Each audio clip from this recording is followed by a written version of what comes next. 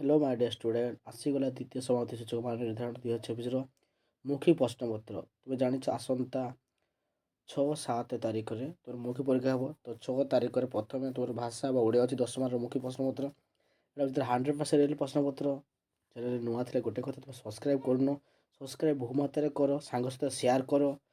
ଆଗେ ଚ୍ୟାନେଲକୁ ସବସ୍କ୍ରାଇବ୍ କରିଦିଅ। କାହିଁକି ସବସ୍କ୍ରାଇବ୍ କରିଗଲେ କ'ଣ ହେବ? ପ୍ରଥମେ ତୁମେ ନୋଟିଫିକେସନ୍ ପାଇପାରିବ।